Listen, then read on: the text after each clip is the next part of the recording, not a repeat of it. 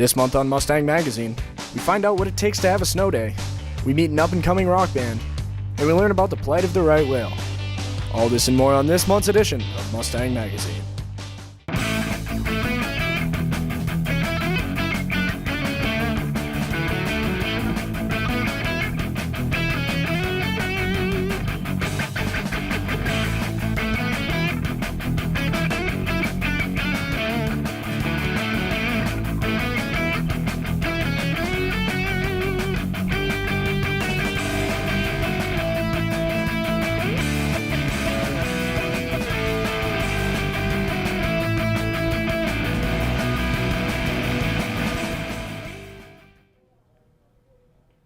Hello, and welcome to Mustang Magazine. I'm Jenny Carroll. And I'm Jake Smelster. On today's show, we bring you all the stories for February. Everyone knows February has the potential to be the stormiest month of the year. And that means it's the month most likely to have a snow day. So I sat down with Superintendent Dr. Dave Thompson to see just what goes into the decision to cancel school for a snow day.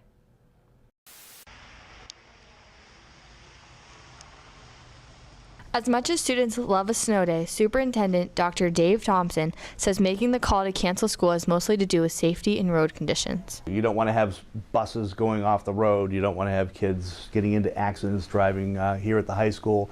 You don't want to put children who are walking to school in danger if they can't get to school safety. And while some weather events are more severe than others, Thompson says there's no blanket answer for when to cancel school. It's a sliding scale, and it really is storm by storm. So you could have, 8 inches of really dry, fluffy snow, and that's pretty easy to push around. Or you could have 6 inches of wet, heavy snow, and that's a totally different monster. Making sure all grounds and roads are clear from snow is a collaboration between town and school officials. Thompson says when it comes to having schools ready to open each morning, a lot depends on timing. If it's an overnight storm and they say it's going to start at 12, we might be, but if it starts at 3 and gets really heavy, it might not. So it's a start and amount sort of thing. But obviously, we want to have school. We can't teach kids unless they're with us. State mandates that students must attend 180 days of school per year. Thompson says he doesn't need to remind students of what happens when they have to cancel for snow. And you have to have 990 hours at the high school and middle school level in a year. So this is why you have to make up the snow days. And as exciting as it seems to have a snow day, they tend to be less exciting when you're making them up the end of June. Thompson says making up snow days can be problematic for many reasons. One being that teacher contracts only go through the end of June. So you can't go into July, which then puts you in a situation of whether you're coming in on Saturdays or cutting short a vacation. It would be much better if it just snowed on weekends.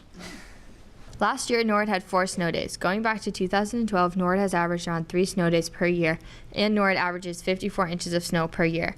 Thompson says that may be because of the level of service the town of Norwood provides. But this town does a great job of clearing, and better than a lot of other towns where they've had to cut back on services. Norwood actually has like the world's greatest Department of Public Works. I have never seen a Public Works department get not only all the roads clear, but also the sidewalks before we open school. When there's a cancellation for a snow day, school officials say a robocall will go out to all student households and faculty will be notified by email. But with a slow start to this winter season so far, we'll just have to wait and see if there will ever be a snow day this year. Reporting for Mustang Magazine, I'm Jenny Carroll.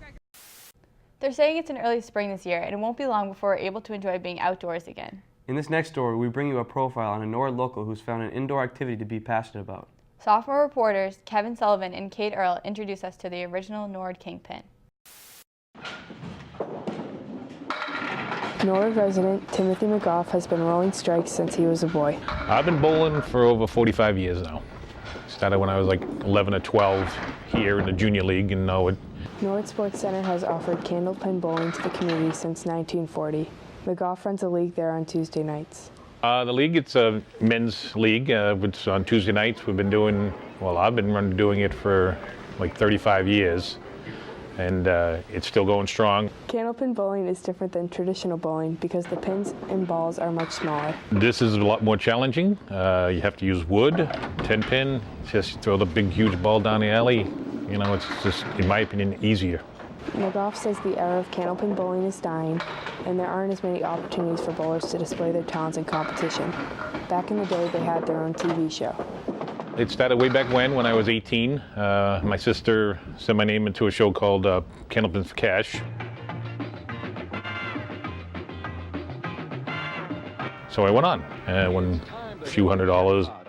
Then I was on another show called the $30,000 Candlepin Challenge, and I won that also. It used to be great. It used to be, you know, when the Channel 5 show, you'd have roll-offs every week. You win your local one, then you go to a big one. That's where all the best bowlers are. And then whoever won that got to go on TV for Channel 5 with Don Gillis.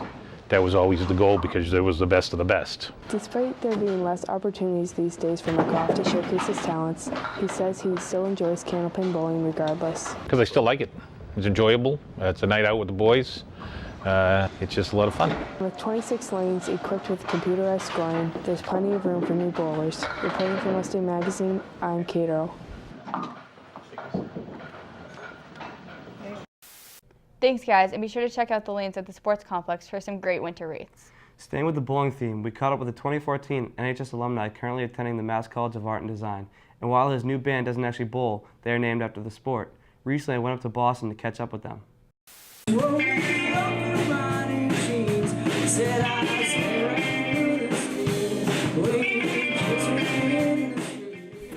For up-and-coming Boston band Bowling Shoes, attending the same art college has made playing together a little easier.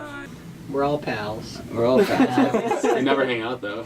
I think specifically it's nice to be in a band with other artists, like visual artists, not just... and like going to the same school so we can like complain about finals at the same time.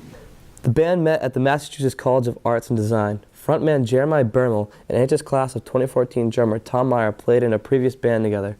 Bermel says he met Bowling Shoes bandmate Jake Lutter when the bass guitarist was assigned to be his orientation guide during his first year. And Jake was my primer here. He showed me around. I remember the first day I met him, he was wearing Top Shelf Records hat, and I was like, "Hey man, you like Top Shelf Records?" And he was like, "Yeah." And the rest is history. After officially forming in August of 2017, Bowling Shoes started writing original songs before barely getting to know each other.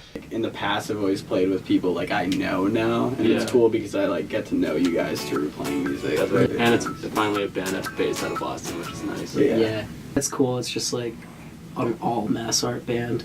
In May of 2018, with just a few months of playing together under their belts, Bowling Shoes recorded and released a self-titled EP on Bandcamp.com, which they recorded in the Mass Art Studio on campus in Boston. They described their single cereal boxes as easy cheesy bop music.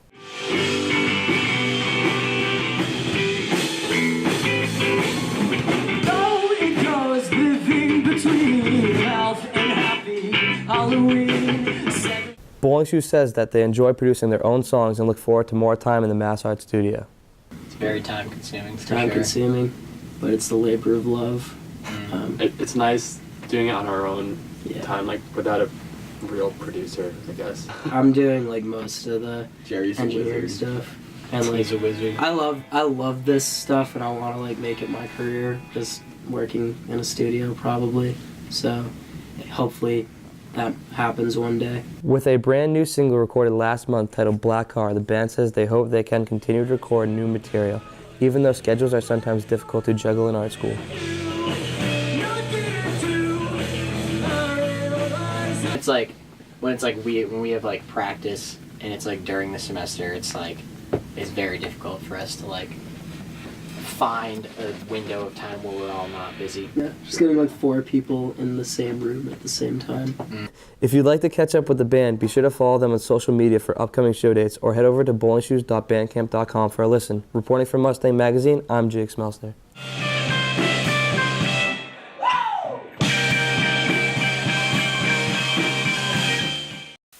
Bowling Shoes has a gig next month, so be sure to check them out. Okay, so now it's time to check out a current NHS alumni. In this next profile, we meet a junior who's known around school for his flipping out. Here's Ali Trahan and Colin McDonald with the story. Norwood High student Tony Mosca is a flipping master. I've been flipping for almost 6 years. I started flipping because it looks cool and I wasn't doing any sports at the time, so I figured why not. According to Mosca, learning to flip takes a lot of practice. He's been going to the same gym for a while.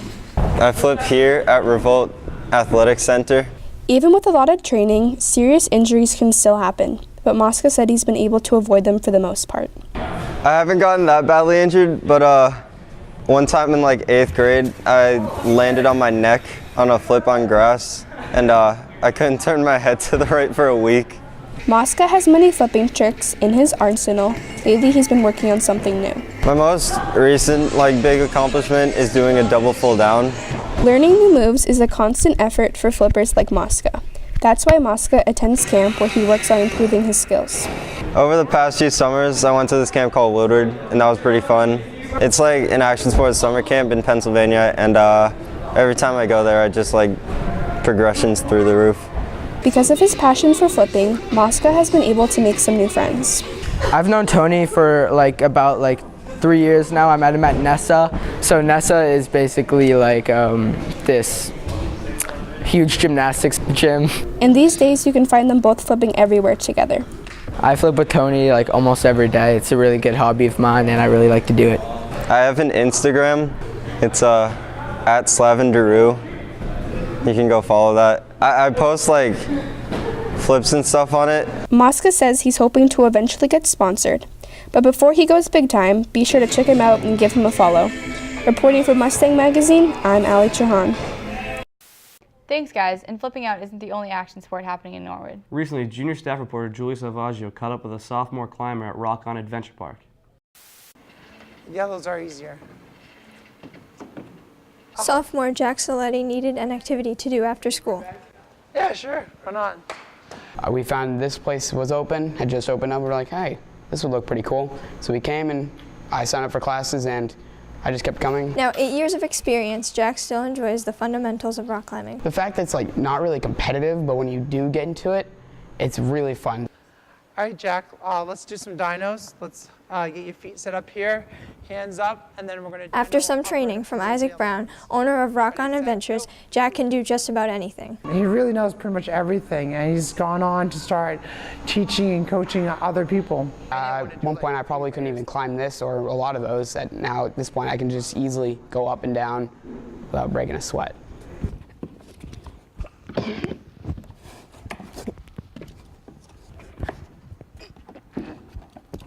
I've seen Jack grow up.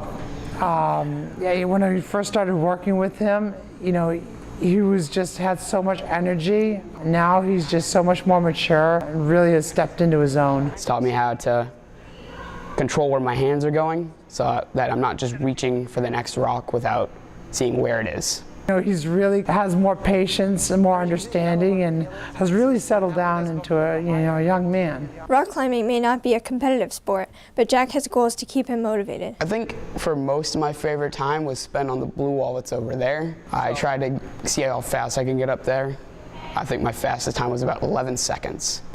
Or just try not to fall. At Rock On Adventure, there's more than just walls to climb. You got the centipedes over here, you try and climb up. You got the red bag, you got all the walls, you still got laser tag, you got Nerf guns, you got cool staff. Jack also climbs on American Ninja Warrior obstacles. You have another kind of Ninja Warrior thing where you grab onto the hooks, onto the little loops that you have right here, and you go onto them. What you try and do is you try and get to the next one, and you try not to use your legs. If you want to go on an adventure after school, strap up your harness and get ready to fly away to Rock On Adventure. Reporting for Mustang Magazine, I'm Julie Salvaggio. Thanks, Julie. Looks like you had quite the adventure yourself. Now it's time to get a little more serious. In the next piece, we dive in deep to explore a current debate among Northeast fishermen and environmentalists trying to protect an endangered species. Seniors Xavier Cullen and Joseph Rocha show us the plight of the North Atlantic right whale in this short documentary turned in for a competition last month. Sitting at the low population of about 450, the North Atlantic right whale is one of the most endangered species of whale in the world, and the future doesn't look bright for its survival. Hopefully it's not too little too late, because certainly the current trajectory of the North Atlantic right whale population is dire. I mean, I've spent a lot of time at sea and on the beach, documenting, diagnosing these animals. So I've lived it, I know it, and it hurts me a lot. Michael Moore of the Woods Hole Oceanographic Institute warns of the fast decline of the whale that lives in our backyard. There are only about 100 reproductively active females left, and they've been dying at around 5 a year, so that gives you about 20 years to deal, and that's a very short amount of time. With time running low and the population falling, scientists have been trying their hardest to find any possible solution that could reverse the downward spiral, and the primary focus has been on the ropes used in fishing traps. Larger whales, such as North Atlantic right whales, tend to specialize in getting entangled in rope from fish traps. The numbers come down to about a quarter of the population acquiring new entanglement scars every year.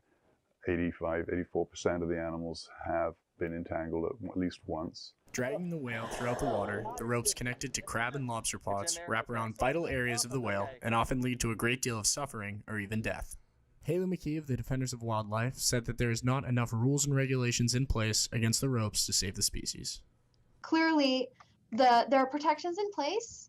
They are doing their job, but there need to be more, unless we make some very serious changes, unless the National Marine Fisheries Service makes some very serious changes right now. We may lose the North Atlantic right whale within our lifetime, which would be a tragedy. In Australia, the Desert Star program has created new technology that could eliminate the threats of fishing rope and possibly save the right whale. Scientists and entrepreneurs are testing ropeless fishing gear, which I think is awesome. And they're a win for, fishermen and seafood consumers as well as whales. So ropeless fishing is actually a poor choice of words, because it's actually less rope fishing rather than ropeless. Early versions of ropeless fishing use new technology to wirelessly send a rope up to the surface where the fisherman wants to retrieve the pot. But Stephen Haller, delegate for the Massachusetts Lobstermen Association, believes it will create more problems than solutions. We as fishermen rely on the buoys so we can see other people's gear so we won't set on top of them. Traps are going to be lost and stuff like that. And it just creates a bigger mess, not only for the fishermen, but the whale, because now there's lost gear there. We don't want to lose gear. One, it costs money. Two, it doesn't help the ecosystem. But as prototypes have been approved upon by Desert Star, a free Android app has been developed for fishermen to see where they and other fishermen around the area have placed their traps, avoiding possible overlap. But the cost of it all, Haller says, can be too much to bear. I think you're seeing the decline of fishermen more so than you are whales, and it's if they keep going and going and going. I mean, I look at it this way, no one else is getting in the business. Give us 20 years, we'll all be out of the business anyways because no one's getting in it. Unfortunately for the fishermen, they are, it's unfair to say they're the low-hanging fruit, but they are the manageable entity, much as though they would not like to be managed, and I totally respect that.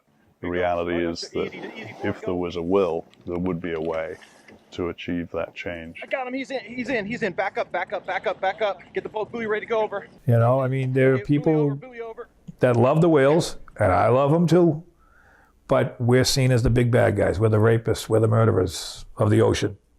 And it's just not so. We're family people, we're not killers. We love our children, we love our family. The last thing we want to do is to really paint the industry in those lights, because it's not intentional. But if you look at the definition of whaling, there's nothing about intent involved. It's to catch a whale. And they've been catching whales with fixed gear for a long time at this point. Yeah, I guess I got a little grudge against them. I mean, but hey, I'm trying. I go to the meetings, with everybody. I try to, help support this industry and stuff like that. And it's just disheartening what they say. Nope, they want to do this, they want to do that. And I said, well, what about this? Nope, they didn't even want to hear it. But time's running low, and meaningful legislation has yet to be implemented to save the whales. I believe very strongly that with adequate knowledge and understanding, we should be able to bring the necessary political pressure. But I failed in that regard, for sure. I mean, I've been writing about the entanglement welfare side of things for 20 years, and traction has not come. If you care about the North Atlantic right whale, then you need to let your representatives know that you take their conservation seriously. Reporting for Mustang Magazine, I'm Joe Spidorcia.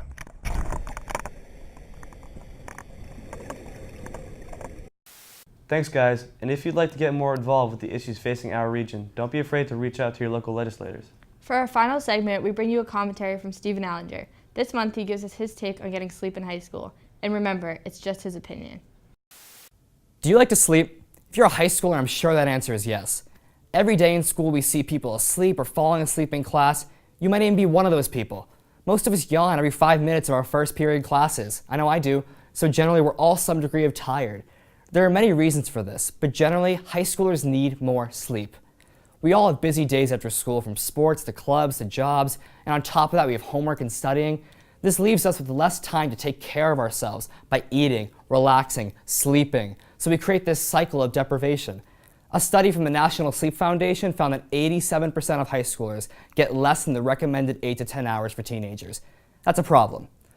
Along with the detrimental health effects that come with that, like stunted growth, weaker immune system, and other things, if you're running on 5 hours of sleep, you're obviously not going to be eager to try in school, so you're going to do worse on tests, projects, and homework. Think back to when we were in elementary school. We all got up at 6 in the morning and we would watch TV and go bounce around the house full of energy. Why are these kids the ones going to school at 7:45 like us? We have to get up at 6:30 or earlier and are completely exhausted. Us high schoolers should be the ones not going to school until 8:45. Think of how much more awake and prepared you'd be if you could get an extra hour of sleep. You'd have better athletic performance, be more attentive in class, do better on tests, and all around feel better. Change comes slowly, so in the meantime, get more sleep. You need it. Thanks, Steven. I wish I could get more sleep too. That brings us to the end of this edition of Mustang Magazine. Thanks for watching. If you'd like to see more stories like these, be sure to check out our website at mustang.media and hit us up on Facebook, Twitter, Instagram, and Snapchat. See you next time. Bye.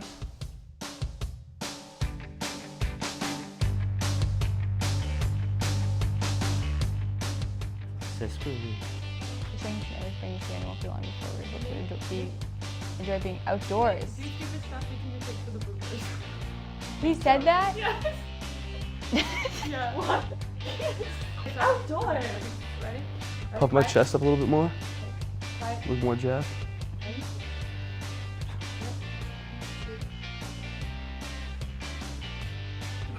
Do it again, then you need to fill out. I don't know.